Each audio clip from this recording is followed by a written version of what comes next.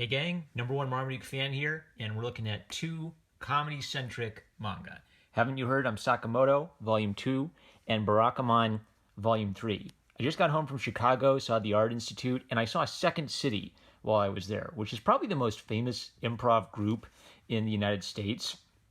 They were okay. I liked my college improv team better, which I guess is a dig at Second City. But my college improv team would do completely clean comedy, and one of the rules of improv was never point out the 800-pound gorilla. And there are other rules of improv that are more relevant to being an actor, but of all the rules, I think never point out the 800-pound gorilla is the most important one outside of improv for comedy writing. Where if the gorilla walks in and sits down in a barber shop, well, that's kind of funny. Why is an 800-pound gorilla there? But if the barber says, "Hey, you are an 800-pound gorilla," the joke doesn't work anymore because they pointed out what was funny about it was that he wasn't saying anything about the gorilla. So, haven't you heard? I'm Sakamoto has a great. Both of these have great premises for gags. They just have different ways of delivering those gags. So Barakamon is a little bit more down to earth, slice of life. Hey kids, they do cute things. They're learning about life. Their kids are full of energy. That kind of very human, very down to earth comedy. And haven't you heard? I'm Sakamoto is a little bit more heightened, where it has a ridiculous premise, and there's an 800-pound gorilla, and if they called attention to that fact, or they did a silly Billy joke about it, that would break it. So the way I describe the joke behind Haven't You Heard I'm Sakamoto is, what if a Mary Sue was real? And someone on Twitter who reads this manga or watches the anime said, what if you maxed out your charisma and dexterity stats in D&D? And I like that way of putting it too. The premise is Sakamoto is a very idealized version of a Japanese young man, very well put together, very studious, very handsome, committed to the code of Bushido, and he will do little things in this over-the-top, sort of comedically, ridiculously crazy way. And everyone who hates him ends up either loving him or getting defeated by him in sort of mysterious circumstances. So that's the running gag of Haven't You Heard I'm Sakamoto. And then each chapter has to be a variation on that theme. And what I liked about Volume 2 is recurring characters came back, and they kind of built on the gags from the previous volume in such a way that this volume would be funny all by itself, but it's funnier. You get another layer to the laugh if you recognize the characters. So Playing Hard to Get, he meets up with his friend who he helped out and kind of taught how to be a man in Volume 1.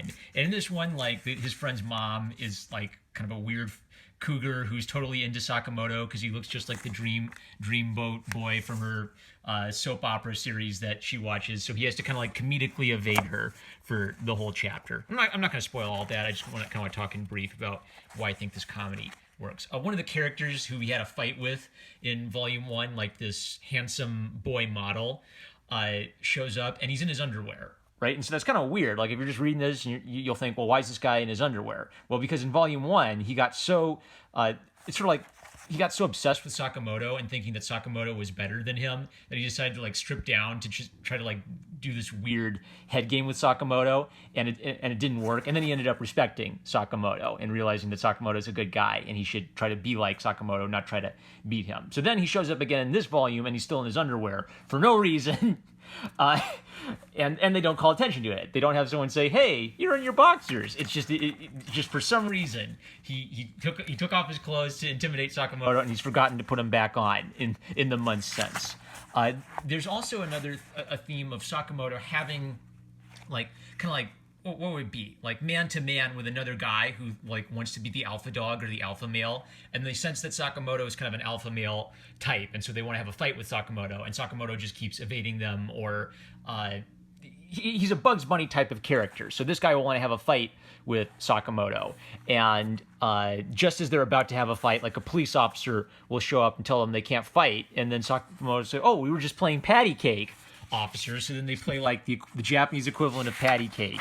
And then they get really intense and committed about it. So part of the comedy of this is, yes, there is a silly thing to this. Big, tough gangster guy is having a fight with Sakamoto. The police officer shows up. Now they've got to play patty cake. But Hope I didn't ruin that. Okay, it said low battery, but we're still going.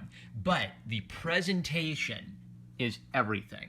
So the presentation of having like this big dynamic fight sequence where they're like thinking and they're like having like the crazy samurai head game while doing something silly, that's what makes the gag work. It's not the silliness itself. It's presenting the silliness almost seriously without nudging and winking at the audience and saying, aren't you stupid and isn't all of this stupid?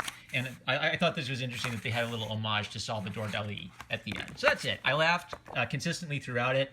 It's doing a good job of building on Volume 1 while not just repeating those ideas. Barakamon, you've got to read Barakamon. Through the magic of dying iPhone, it is now a completely different time of day. Everything looks different, and I'm wearing Mario pajamas instead.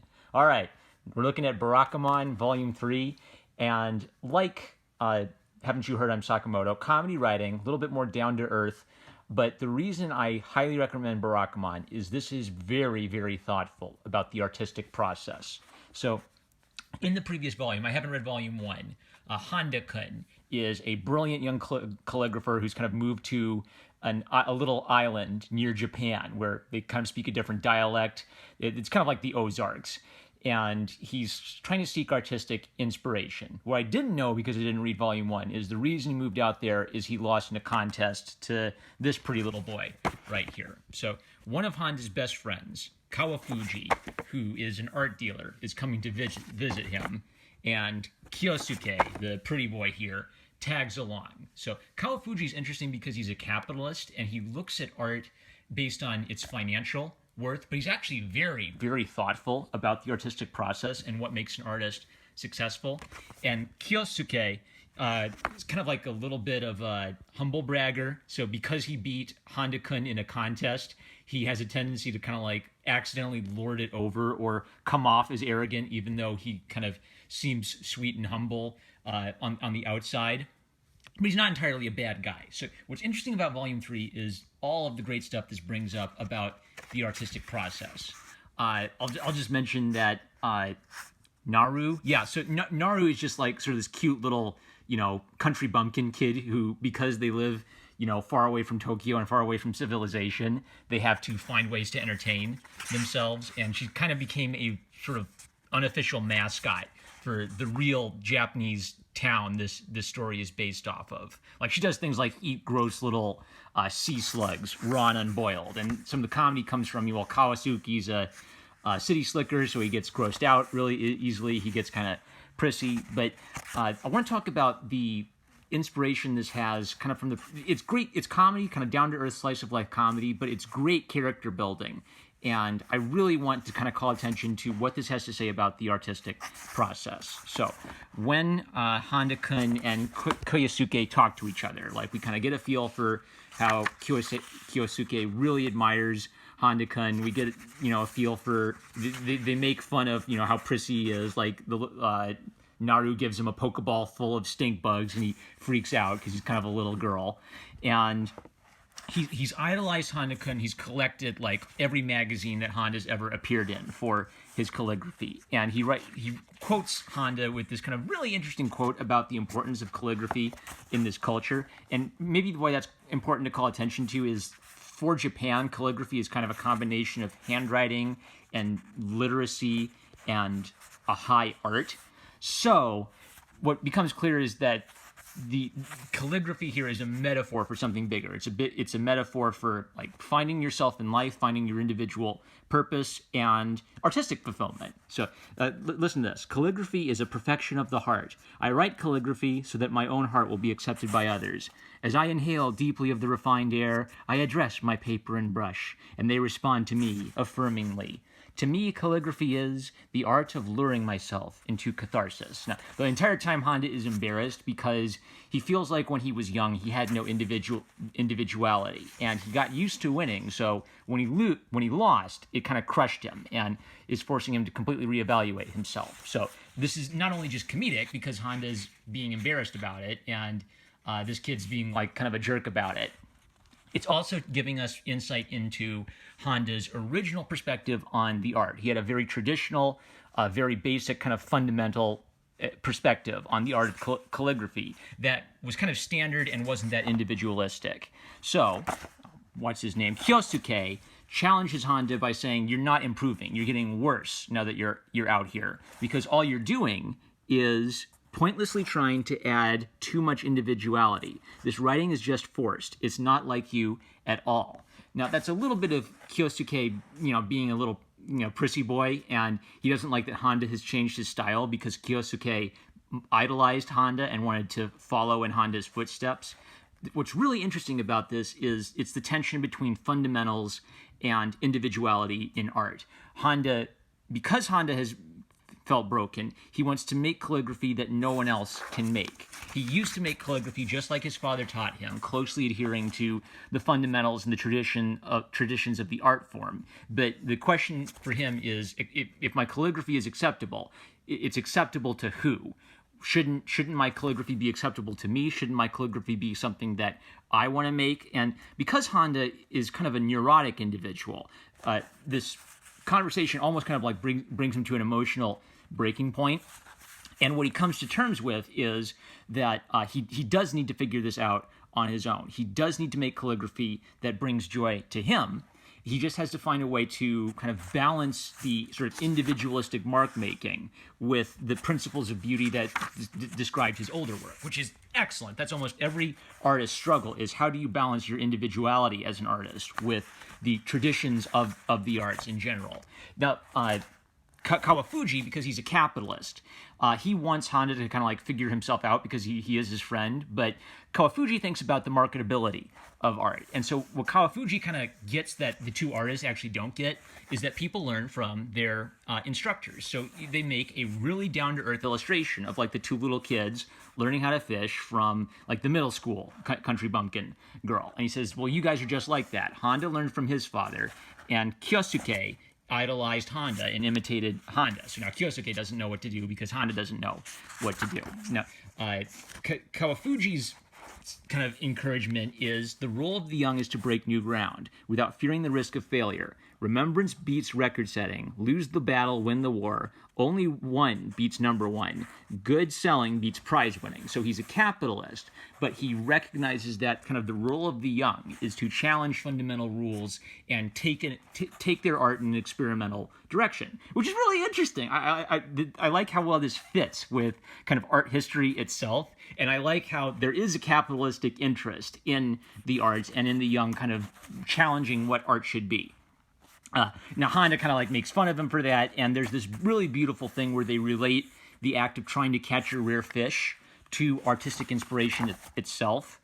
And Honda does something really interesting, which I didn't know this at first until I learned about the culture, but there's a thing in Japanese culture where you'll put ink on a fish, and that's how you'll kind of make a memento of, here's how big the fish we caught is. So he takes little ink prints of the fish, and he makes a calligraphic symbol for snapper, the rare fish they were trying to catch, out of the imprints of the small fish. Now, when I looked at that, I thought, well, that's kind of like a cheesy way of showing how Honda is trying to like break the rules of calligraphy. He's trying to make really out there, really over-the-top experimental art. But then when I kind of learned about the cultural connection, this got really interesting. What's interesting about this is Honda is taking something from his culture, making a print with fish, and he's reinterpreting that to sort of expressively create the word for snapper in an artistic, individualistic way. So this is showing is his experience in the country, kind of like observing like the little lives of these children and coming to love these children as their teacher and become a good teacher. It's making Honda a better person and a better artist, which I just think is a great role for artists. He has come out to the Ozarks to discover himself and get away from Tokyo, but he isn't isolated. He's actually more social than he's ever been in his life when he was kind of a young, hot-headed, deeply resentful and kind of isolated artist who was sort of wrapped up in his own little world. And then there's even like this cool thing where he's scanning his calligraphy and he's doing commissions. So he's kind of wondering, well, gee, if I can do everything from a computer, am I really that isolated? And then he loses that. I just thought it was interesting getting to see kind of like that down-to-earth side of things where he's scanning his art and selling it, and then that gets ripped away from him too. So even though this is just sort of slice of life comedy, it's not just little cutesy bootsy moments. There's a really interesting character development arc going on here, and it all has to do with discovering yourself as an artist and kind of finding relating your individuality to the traditions of art. Now at the end of the thing, they always are really nice and they thank all of the people who support it. They always show off like cool little behind the scenes things. This is what mentions that Naru became the unofficial image girl for Goto City, and they talk again about visiting Goto City to learn about fishing. They showed like the cats who appeared in volume 2, and they had like this gag where Naru, the little girl, had to show Honda, the teacher, how to do a fish hook, and he's kind of a city slicker, and that was partially based in life. And what this shows is you have to take inspiration from real life. The manga takes inspiration from real life.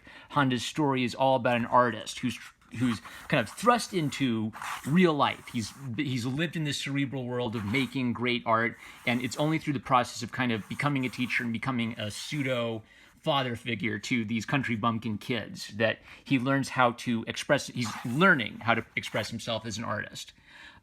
Anything else really interesting here? There's the fish prints, so they really do that, and they based the whole like fish thing of like the legendary fish they were trying to catch on supposedly a real story, except they changed the fish. It wasn't actually a rock snapper, but it was a real whopper. Ha ha ha. And there's like some Japanese wordplay stuff that they kind of like sort of translate into English. This is a pretty, well, no, I'm not gonna say this is a weeby manga. This is a really thoughtful manga with a very general universal principle, and the editors do a good job communicating what you kind of need to know about Japanese culture to not have things fly over your head. Like they have like translation notes on every kind of rice cake. Apparently the Japanese have like 50,000 different types of rice cakes with every type of ingredient and different names for all of them. But they did a really good job of kind of communicating to me, a Westerner, what I needed to know about calligraphy to appreciate the universal story that Honda is going through, and sweet little